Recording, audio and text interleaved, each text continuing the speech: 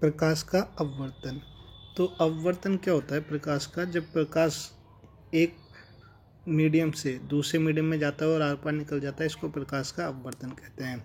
जब प्रकाश एक माध्यम से दूसरे माध्यम में जाता है, तिरछा होकर जाता है, दूसरे माध्यम में इसका संचरण दिशा में परिवर्तित होता है। जब प्रकाश एक माध्यम से दूसरे माध्यम में जाता है तो उसकी दिशा में थोड़ा बदलाव होता है। इस घटना को क्या बोलते हैं? प्रकाश का अपवर्तन बोलते हैं। प्रकाश जैसे हवा में चल सकता है, पानी में चल सकता है, कांच के गिलास में चल सकता है, जहाँ कुछ नहीं होता, आसमान में वैक्यूम होता है, निर्वात होता है, वहाँ भी चल सकता है। प्रकाश के अपवर्तन के कारण स्विमिंग पूल में का तल जो है वास्तविक ऊंचाई से कुछ ऊंचाई पे दिखता है, और पानी में डूबी हुई पेंसिल जो है कुछ हाइट से ऊपर दिखती है और तिरछी दिखती है। अब किसी गिलास में रखा नींबू कैसा दिखता है? वास्तविक मोटाई से ज़्यादा मोटा दिखता है। अब हम किसी अक्षर के ऊपर अगर गिलास रख के देखते हैं तो वो हमें वास्तविक ऊंचाई से, वास्तविक जो उसकी हाइट होती है उससे बड़ा दिखता है। तो जब प्रकाश अब आयताकार स्लैब में से अपवर्तन, प्रकाश का अपवर्तन, प्रकाश देखो आया इस तरह आया और इसको जाना सीधा चाहिए था इस तरह से, मगर ये गया नहीं। ये क्या हुआ? थोड़ा सा मुड़ गया। इसका रीज़न क्या होता है? इसको बोलते हैं अभिलंब। ये जो लाइन है ऐसे करके, इसको बोलते हैं अभिलंब।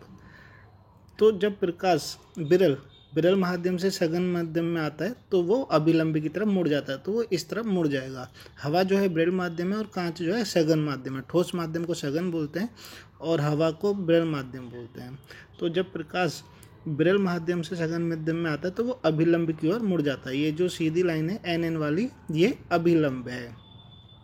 और जब सघन माध्यम से विरल माध्यम में आता है, ये सघन माध्यम है, ये विरल माध्यम है, तो वो अभिलंब से दूर हट जाता है। तो इसीलिए इसमें प्रकाश को सीधा जाना चाहिए था, मगर वो अभिलंब से दूर हट जाता है।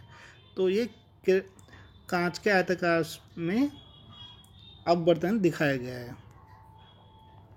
इसके बाद प्रकाश अपवर्तन के दो नियम होते हैं। आपतित किरण, अपवर्तित किरण तथा दोनों माध्यम को पृथक करने वाले पृष्ठ आपतन बिंदु अभिलंब एक ही तल पर होता है। और दूसरा है साइन आई बटे साइन आर बटे इंचनांक। अब अपवर्तनांक क्या होता है? प्रकाश की चाल माध्यम 1 में, प्रकाश की चाल माध्यम 2 में। एक हवा हो सकता है, एक पानी हो सकता है, गिलास हो सकता है, कुछ भी हो सकता है।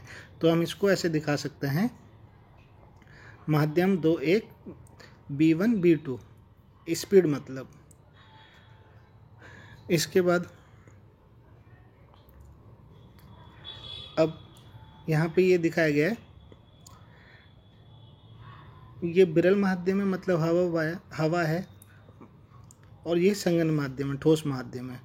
तो जब प्रकाश विरल माध्यम से ठोस माध्यम में जाता है तो वो अभिलंब की ओर झुकता है। ये अभिलंब की ओर झुक रहा है, जाना सीधा चाहिए था मगर मुड़ जाता है। अब ऊपर वाला सघन माध्यम में जैसे कांच हो सकता है और नीचे वाला विरल माध्यम में हवा है। तो जब सघन माध्यम से विरल माध्यम में आता है प्रकाश तो वो अभिलंब से दूर हट जाता है। इसको जाना सीधा चाहिए था मगर ये इस तरफ मुड़ जाता है। इसके बाद गोलीय लेंस। गोलीय लेंस का दो तलों से घिरा हुआ पारदर्शी माध्यम को गोलीय लेंस कहते हैं। ठीक है। अब यह किनारों की अपेक्षा बीच से मोटा होता है और इसको अभिसारी लेंस भी बोलते हैं। तो उत्तल लेंस का दूसरा नाम हो गया अभिसारी लेंस। उत्तल लेंस का दूसरा नाम होता है अपसारी लेंस। ये किनारों से मोटा और बीच में से पतला होता है। इसके बाद हम ये जानेंगे उत्तल लेंस के किरण आरेख बनाने के नियम। तो ये मुख्य अक्ष होता है, ये फोकस हो गया, ये भी फोकस हो गया, और यहाँ पे वक्रता त्रिज्या होती है। जब कोई लाइन मुख्य अक्ष के पैरेलल जाती है तो कहाँ से निकलती है? फोकस से निकलती है। ठीक इसका अपोजिट, जब कोई लाइन फोकस से, प्रकाश की लाइन है, ये प्रकाश की किरण है, जब कोई प्रकाश की किरण किससे जाती है? फोकस से जाती है, तो मुख्य अक्ष के पैरेलल जाएगी दूसरी तरफ। जब कोई ध्रुव के ये लेंस के ध्रुव से जाती है तो वो सीधी निकल जाती है। अब इसके बाद है अब किरण आरेख। किरण आरेख इसमें इमेज दिखाई जाएगी। जब कोई ऑब्जेक्ट, जब कोई वस्तु अनंत पे रखे तो उसका प्रतिबिंब कहाँ बनेगा? तो ये मुख्य अक्ष है। सारी प्रकाश की लाइन कैसे जाएंगी? पैरेलल टू मुख्य अक्ष से, तो फोकस से जाएंगी। तो इमेज कहाँ बन रही है? फोकस पे बन रही है। कैसी बन रही है? छोटी बन रही है। तो जब कोई अनंत पर रखी है वस्तु तो उसका इमेज, प्रतिबिंब फोकस पे बनेगा, अत्यधिक छोटा बनेगा, आभासी और उल्टा बनेगा। अब जब कोई एफ से दूर है, 2f से आगे की तरफ या परे की तरफ रखा है, तो इस केस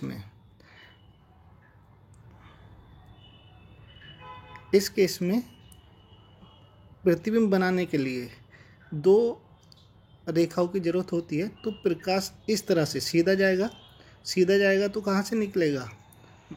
मुख्य फोकस से निकलेगा। जब मुख्य अक्ष के पैरेलल सीधा जा रहा है तो कहाँ से निकलेगा? फोकस। और एक लाइन इस तरह से जाएगा, जहाँ पे ये कटेगा वहाँ पे प्रतिबिंब कैसा बनना है? उल्टा बन रहा है।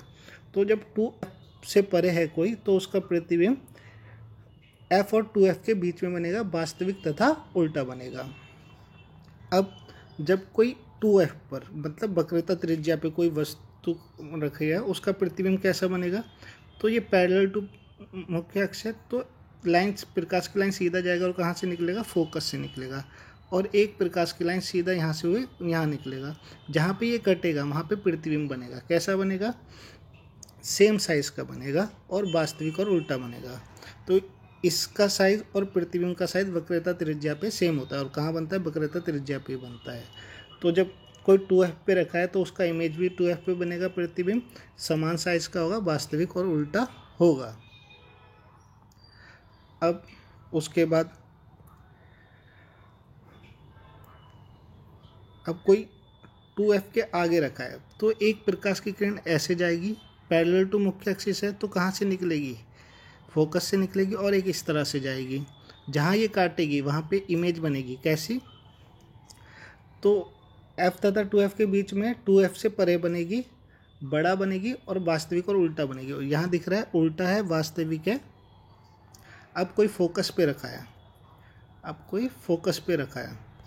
तो फोकस पे रखा है तो इस तरह से किरण आरेख जाएगी। कहाँ से निकलेगी? फोकस से निकलेगी, क्योंकि जब पैरेलल टू मुख्य अक्ष है तो पैरेलल टू मुख्य अक्ष है तो फोकस से निकलेगी। और एक इस तरह से जाएगी तो प्रतिबिंब कहाँ बनेगा? अनंत पे बनेगा। कैसा बनेगा? वास्तविक और उल्टा बनेगा, अत्यधिक बड़ा बनेगा, अत्यंत पे बनेगा। इमेज कहाँ बनेगी? अत्यंत पे बनेगी। उसके बाद अत्यधिक बनेगी, वास्तविक और उल्टा। तो ये सीधा ऊपर वाले का उल्टा है। जब कोई अनंत पे है तो उसका इमेज कहाँ बन रहा है? फोकस पे। जब कोई फोकस पे है तो उसका प्रतिबिंब कहाँ बनेगा? अनंत पे बनेगा। इसके बाद अब कोई फोकस के पास है, फोकस से आगे है, इधर है, तो इस तरह से पैरेलल टू प्रिंसिपल एक्सिस करके फोकस से निकल जाएगा और एक किरण आरेख इस तरह से जाएगा। ठीक है, इस केस में डॉटेड करके दिखाएंगे। और यहाँ पे सीधा जब डॉटेड करके इमेज बनाते हैं, डॉटेड करके किरण आरेख जाता है तो उसमें हम आभासी, सीधा, बड़ा प्रतिबिंब बनता है। अब यही चीज़ अवतल लेंस में देखेंगे। तो अवतल लेंस के किरण आरेख बनने के नियम। तो जब कोई पैरेलल टू क्या है? मुख्य अक्ष है, तो कहाँ से निकलेगी? ऐसे करके चली जाएगी, मगर फोकस से जाएगी, तो हमें डॉटेड करके फोकस पे दिखाना पड़ेगा। जब कोई फोकस पे जा रही है तो कहाँ? जब कोई फोकस से जा रही है तो इसमें हमें डॉटेड करके इस तरह फोकस दिखाना पड़ेगा। फोकस पे जा रही है तो कैसे हो जाएगी? पैरेलल टू मुख्य अक्ष जाएगी। जब कोई पैरेलल टू मुख्य अक्ष है तो फोकस पे जाएगी, जब कोई फोकस है तो पैरेलल टू मुख्य अक्ष जाएगी। और जब कोई बीच में से ध्रुव से जाएगी तो वो सीधी आर पार निकल जाएगी। इसके बाद बीम मतलब इमेज। तो अवतल दर्पण में इमेज कैसे बनेगी? अब ये देखिए, ये पैरेलल टू क्या है? मुख्य अक्ष है। अनंत पर कोई ऑब्जेक्ट है तो उसकी किरण आरेख किधर आएगी? और इस तरह से पैरेलल टू प्रिंसिपल मुख्य एक्सिस है तो ये फोकस पे जाएगी। तो इमेज कैसी बनेगी? अत्यधिक छोटा, आभासी और सीधा। कहाँ बनेगी? फोकस पर बनेगी। दूसरा, जब कोई फोकस वक्रता त्रिज्या और फोकस के बीच में तो किरण आरेख मुख्य अक्ष के बराबर में जाएगी और ऐसे करके सीधी चली जाएगी। कहाँ से कटेगी? जाएगी फोकस से जाएगी। डॉटेड करके दिखाएंगे और एक प्रकाश की किरण ऐसे जाएगी। तो यहाँ पे कैसा दिख रहा है हमें? आभासी, सीधा, छोटा। तो प्रतिबिंब कैसा बनना है? आभासी, सीधा, छोटा, F तथा O के बीच में बन रहा है। अब गोलीय लेंस के लिए तो लेंस का जो फॉर्मूला होता है 1/f = 1/b - 1/u। आवर्धन का मतलब होता है मैग्निफिकेशन, किसी भी चीज़ को बड़ा करके देखना। तो इस तरह से m प्रतिबिंब की ऊंचाई बटा बिंब की ऊंचाई। बिंब तुम्हारा ऑब्जेक्ट हो गया, प्रतिबिंब जो हो गया इमेज हो गया। तो इसको हम b/u लिख सकते हैं या m hi/ho। लेंस की क्षमता, लेंस की क्षमता होती है 1/f। लेंस की क्षमता का जो मात्रक होता है वो डायप्टर होता है और 1 डायप्टर होता है = 1/मीटर। डायप्टर उस लेंस की क्षमता है जिसकी फोकस दूरी 1 मीटर है। अब उत्तल लेंस के लिए क्षमता जो होती है वो पॉजिटिव होती है और अवतल लेंस के लिए जो क्षमता होती है वो नेगेटिव होती है। और पावर ऑफ लेंस बोले तो उन सब का कॉम्बिनेशन कर देंगे।